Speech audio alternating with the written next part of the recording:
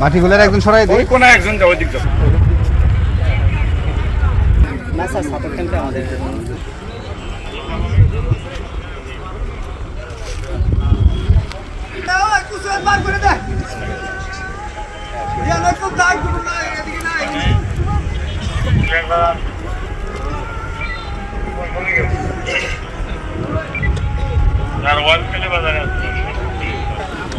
সবাই আমাকে শুনতে পাচ্ছেন? আপনার গ্রামবাসী যারা আছেন, আশপাশে কোনো থাকা যাবে না।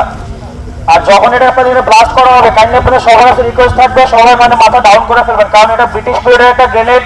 এটা স্প্লিন্টারটা 100 মিটারের বেশি পর্যন্ত ছিটে আসতে পারে, তো যে কোনো সময় যে কেউ আহত হতে পারেন। আমার কথাটা সবাই বুঝতে পারতেছেন?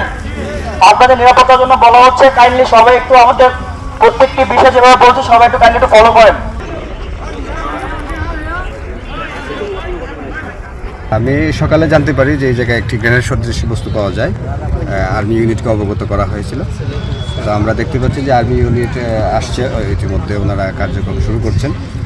এবং ছবিতে ততটুকু দেখলাম যে এটা গ্রেনেড সদৃশ, পরিত্যক্ত কিনা বা এটা আসলে এটা কি কোনো তাজা আছে কিনা, ওনাদের যে বক্তব্য, আর্মির যে ডিসপোজাল ইউনিটের যে বক্তব্য, তো এটা হয়তো বা এখনও তাজা থাকতে পারে। এই জন্য ওনারা ডিসপোজাল করার জন্য প্রস্তুতি নিচ্ছেন। তো আমরা প্রত্যাশা করব যেন কোনো ক্ষয়ক্ষতি না হয়, কোনো ধরনের মানুষ জানমালের ক্ষতি ছাড়া যেন এটা ডিসপোজাল করতে পারে।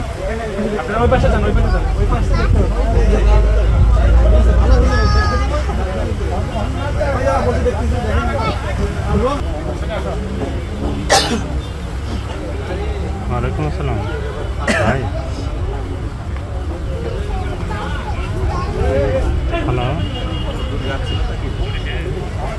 ছুটি শেষ কি আজকে? আর দূরের গাড়ি।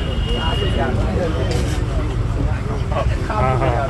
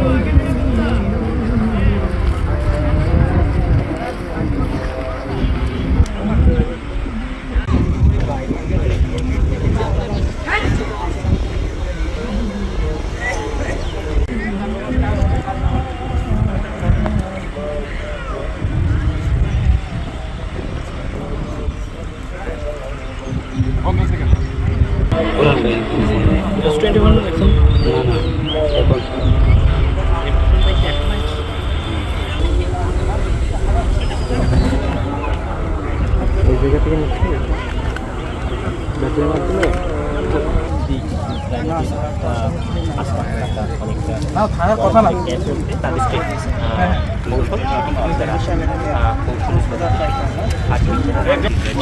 সেই গর্তের মধ্যেই কিন্তু গ্রেনেডকে চেপে রাখা হয়েছিল। এরপর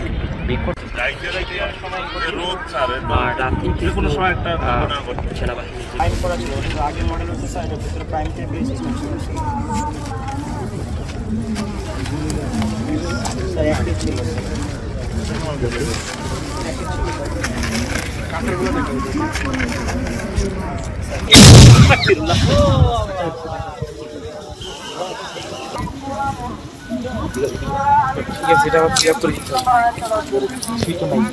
আমি গতকাল আনুমানিক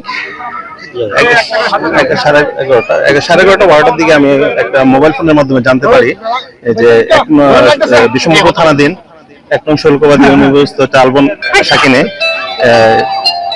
সাব্বিরের মরিচ খেতে একটা গ্রেনেড সদৃশ একটা বস্তু দেখা যায়। পরবর্তীতে আমাকে ফোন দেওয়ার পরে আমি সাথে সাথে মতিয়ার সঙ্গে পরশু আমি ওইখানে প্রেরণ করি। ওনারা ঘটনাস্থলে আসেন, ঘটনা সাদৃশ্য বস্তুটি দেখতে পেয়ে আমাকে অবহিত করে। পরবর্তীতে এটা নিষ্পত্তির জন্য আমি আমার ঊর্ধ্বতন কর্তৃপক্ষকে জানাই।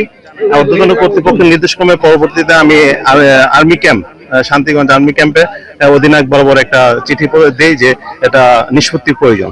সেই তৎপ্রেক্ষিতে ওনারা আমাদেরকে সাথে সাথে রেসপন্স করে এবং বিগত বলে গেছেন যে বৈরী আবহাওয়া অথবা সন্ধ্যা হয়ে যাওয়ার কারণে গতকালকে এটা করা সম্ভব হয় নাই। আজকে ওনারা এসেছেন এবং এটা ডিসপোজাল করেছেন এবং এটা বিস্ফোরিত